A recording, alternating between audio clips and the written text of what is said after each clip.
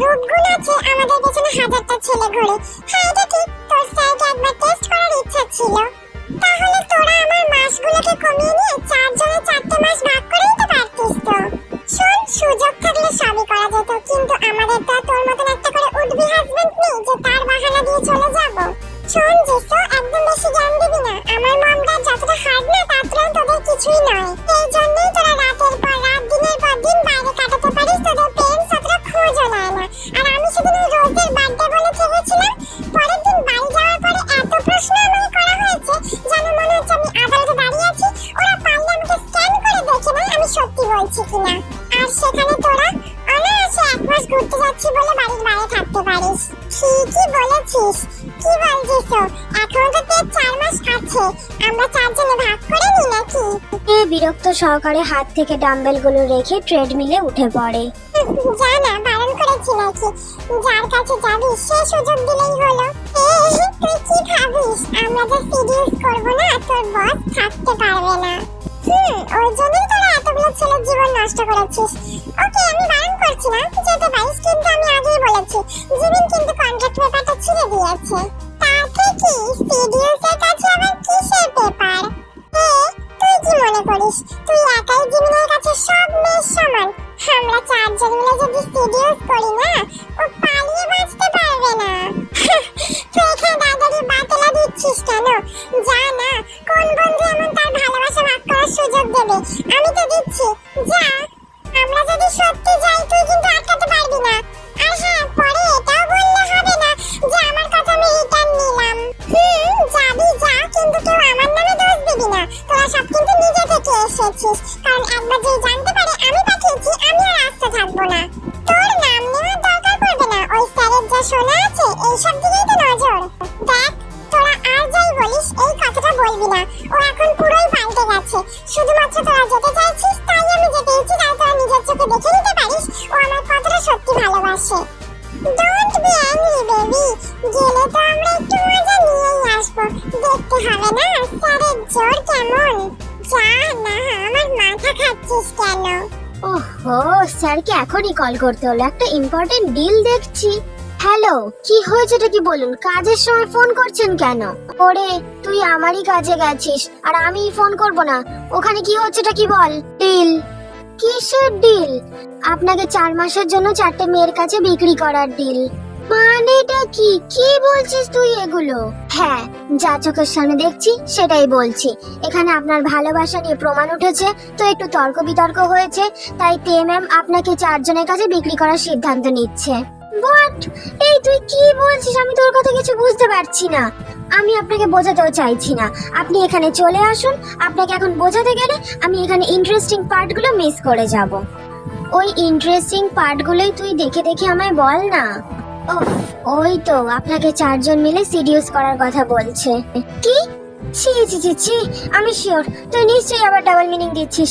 এই তুই ফোন রাখ, আমি আসছি, একেবারে তেকে নিয়ে যাব। লেহক ফোনটা কেটে পকেটে ঢুকিয়ে দেয় এবং ওদের কথায় আবার কনসেন্ট্রেট করে। এবারে বসে পড়ে, জল খায়। আর পারছি না। দেখ, সত্যি বলেছি আমি মোটা হয়ে গেছি, তাই হাঁপিয়ে পড়ছি। ওর স্যার তোকে এত ভালোবাসে যে তুই ওনার ভালোবাসে ফুলে গেছিস। একটু আমাদেরকে শেয়ার কর। কি গার্লস, ওয়ার্কআউট ছেড়ে দিয়ে কি এত কথা হচ্ছে এখানে? আরে স্যার আসুন। তুই এত ফুলে যাচ্ছে কেন বলুন তো? চুপ করবি তোরা? কাই এসে তের পাশে বসে। কেন চুপ করবো ওরা তে? আমাকেও জানতে দাও, হঠাৎ করে তুমি এত ফুলে গেছো কি করে? আমি বলছি স্যার, রোজ ভালো লাগছে না কিন্তু। হ্যাঁ রোজি, বলো। Thank you sir. তে ওর বসের ভালোবাসায় ফুলে গেছে। তে বাদে সবাই হাসিতে ফেটে পড়ে। আমার কিন্তু ভালো লাগছে না। তোরা যদি এগুলো বলিস তোদের সাথে আর কোনোদিনও কথা বলবো না। আচ্ছা আচ্ছা ওয়েট, হেসে দিলাম তো বটে, কিন্তু কে বস, কার ভালোবাসা কিছুই তো বুঝলাম না। ও হ্যাঁ তে, আমি শুনলাম নাকি তুমি মিস্টার পার্ক জিমিনের কোম্পানিতে কাজ করছো। একেবারে পার্সোনাল অ্যাসিস্ট্যান্ট স্যার। ও, এ তো ভালো কথা, বাট সারা পৃথিবী জানে ওই বসের স্বভাব কেমন, তো তোমার সঙ্গে তার আচরণ কেমন?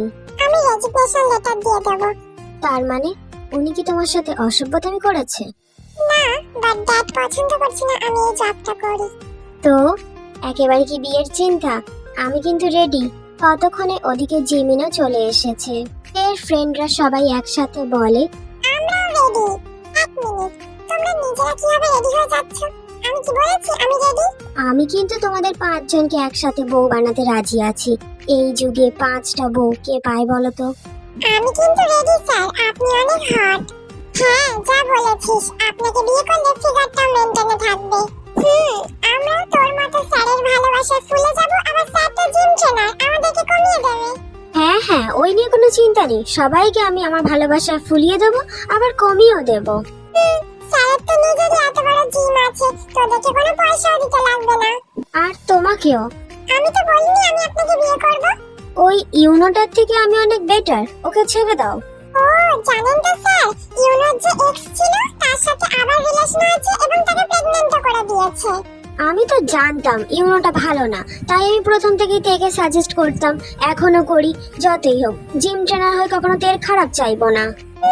স্যার আপনি এমন করে বলছেন যেন আপনি শুধু ওর, আমাদের নয়। এ বাবা, আমি তো তোমাদের 5 জনেরই, আমার জিমের আলো তো একমাত্র তোমরাই। 5 জন নয় স্যার, 4 জন। আমি নেই এখানে। কেন গোতে, তোমার কি আমাকে পছন্দ নয়? না। হায়, তুমি এমন ভাবে বলতে পারলে তে। পছন্দ হবে কি করে স্যার, ওর তো অলরেডি জুটে গেছে। সে কি, কে সে? কেউ না, কিন্তু আপনিও না। আমার মতো হ্যান্ডসাম ছেলে এখন সবাই চায়, আর তুমি বলছো না? তোমার ফ্রেন্ডদেরই দেখো, আমার উপরে এতটাই ফিদা, কোনোদিনও জিম কামাই করে না। আমি আপনাকে পছন্দ করি না বলে নিজের বাড়িতে সব এক্সারসাইজের মেশিন কিনে নিয়েছিলাম, যাতে আমাকে এখানে আসতে না হয়। কি লাভ হলো? সেই তো আমার টানে চলে আসতেই হলো। একদমই না, মেশিনগুলো অনেক ভারী, তাই ড্যাড স্টোর রুম থেকে বার করতে পারছে না। আমি আজকেই লোক ডাকিয়ে বার করিয়ে নেব, যাতে পরের দিন থেকে আপনার মুখ আর না দেখতে হয়। তোমরাই বলো, তে আমার সাথে এমন ব্যবহার করে কেন? আমাকে কি অপছন্দ করার মতন কিছু আছে? আসলে আপনাকে ভেতর থেকে দেখেনি তো স্যার, তাই এমন বলছে। আমি কি তাহলে শার্টটা খুলে দেব? না না স্যার, সকাল সকাল আমরা অজ্ঞান হতে চাই না। তে জ্যাকেটটা পরে নেয় এবং নিজের বোতলটা হাতে নেয়। আমি আর এখানে জীবনে আসবো না, যাতে আপনার মুখ আমাকে আর না দেখতে হয়। তে চলে যেতে গেলে কাই তের হাত ধরে নেয়। তুমি তো আগে এমন ছিলে না, হঠাৎ করে এমন চেঞ্জেসের কারণটা জানতে পারি? তে হাত ছাড়িয়ে নেয়। আমি আপনাকে বলতে বাধ্য নই, আপনার তো 4টে বউ আছে, তাদেরকে নিয়ে থাকুন না। ও, ইউ ফিল জেলাস? ড্যাডকে বলে না এখান থেকে জিম সেন্টারটাই তুলিয়ে দেবো, তখন কে জেলাস করেছে আর কে জেলাস করেনি ভালোই বুঝে যাবেন। এই না না, সরি ফর এভরিথিং, আমার পেটে টান পড়ে যাবে, প্লিজ। তাহলে ওই 4 জনকে নিয়ে আছেন, 4 জনকে নিয়েই থাকুন। আমাকে পাওয়ার স্বপ্ন দেখবেন না, কারণ আমি আপনার যোগ্যতারও বাইরে। তে, এতটা উঁচুতে ওঠো না।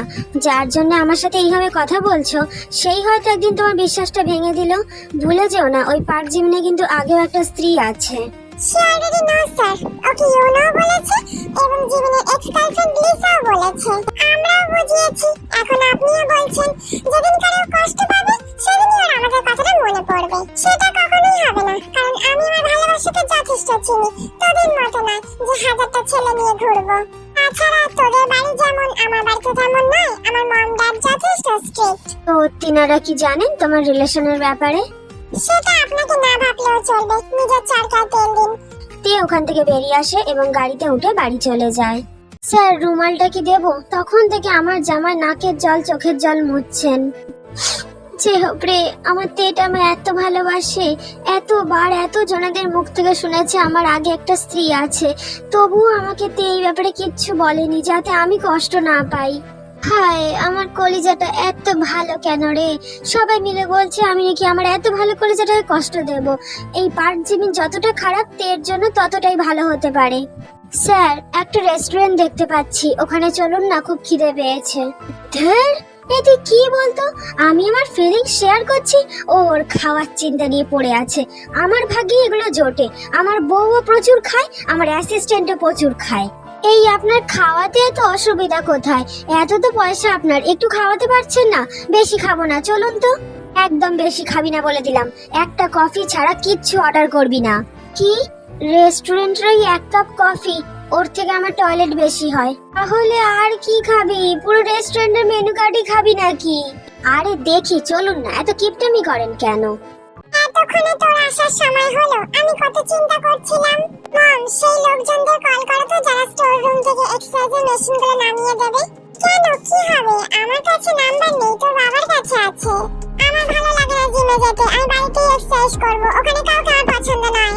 আচ্ছা ঠিক আছে, তোর বাবা আসুক তখন বলিস না, এখন ব্রেকফাস্ট করতে বস। না না মম, এইসব খাবো না, তুমি আমাকে ফ্রুটস আর এক গ্লাস জুস দাও তাহলেই হবে। হেই, এইটুকু তো পেট ভরে নাকি? তুই তো আগেও ডায়েট করতিস, কিন্তু এত স্ট্রিক্ট ডায়েট তো নয়। কারণ তখন তো অতটা মোটা হইনি মম, এবার থেকে আমি স্ট্রং ডায়েট করব। এমন স্ট্রং ডায়েট করবে তারপর শরীর খারাপ হয়ে বাড়িতে পড়ে থাকবে। না না, আমি নিজের মেইনটেনেন্স, খাবার দাবার সব কন্ট্রোলে রাখবো। তোর বাবা এটা শুনে খুশি হবে, কিন্তু আমি একদম খুশি হলাম না। ওইটুকু খাবার পেটের কোন কোনায় গিয়ে থাকবে আমার তো মাথায় ঢুকছে না। তোমাকে অত মাথায় ঢোকাতে হবে না, আমি যেগুলো চাইলাম তুমি আমাকে ওগুলো দাও তো। জিনের ইচ্ছা না থাকা সত্ত্বেও ওই খাবারগুলো এনে দেয়। তে ওগুলো খেয়ে নিজের রুমে চলে যায়।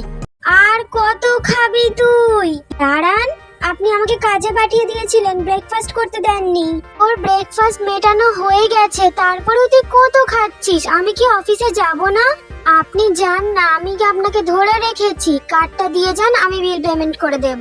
তুই কি আরো খাবি? না হলে আমি পেমেন্ট করে দিয়ে চলে যেতাম। না না, আমি এখনো খাবো। কি খেলাম? কিছুই তো খাইনি। আমি একেবারে লাঞ্চটা করে তারপরেই উঠবো। জিমিন নিজের বুকে হাত দেয় এবং কার্ডটা জেহপের হাতে দিয়ে দেয়। তোর মাইনে কাটবো আমি, আমার হাফ সম্পত্তি তুই খেয়ে নিলি। কার্ডটা দয়া করে দিস, ওটা আবার পুরো খেয়ে নিস না যেন। বাবা একটু শান্তিতে খেতেও দেয় না, একটু খাচ্ছি তাই কেমন করছে। খা, তুই শান্তিতে খা, আমি আসি। জিমিন অফিসের উদ্দেশ্যে বেরিয়ে যায়। কোথায় যাচ্ছিস এত রেডি সেডি হয়ে? হ্যাঁ, ওই একটু বেরোচ্ছিলাম।